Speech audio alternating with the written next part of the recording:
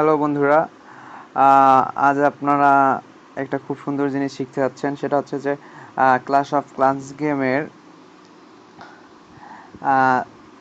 একটা Valkyrie royal user খরচ করে আপনি আপনার আর্মি ক্যাম্প ফুল করতে পারবেন ভ্যালকারি দিয়ে।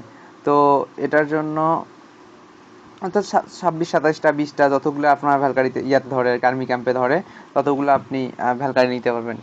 শুধুমাত্র একটা ভ্যালকারির ডায়ালিজার খরচ হবে আর একটা জিম খরচ হবে, আর সময় অল্প সময়ের মধ্যে 1 মিনিট, মানে জাস্ট দেখেন আপনারা।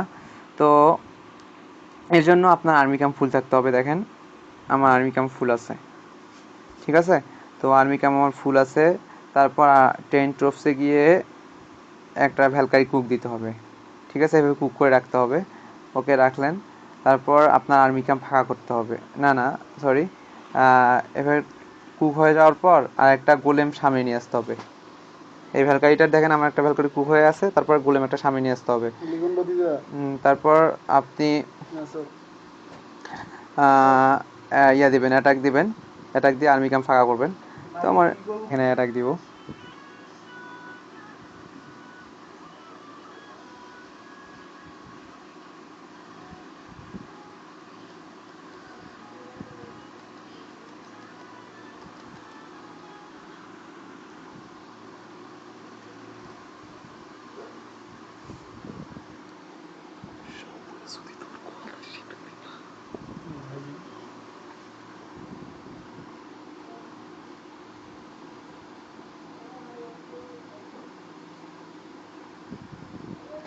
তো এখানে অ্যাটাক দেওয়ার পর আপনি ইয়া করবেন, রিটার্ন হোমে যাবেন।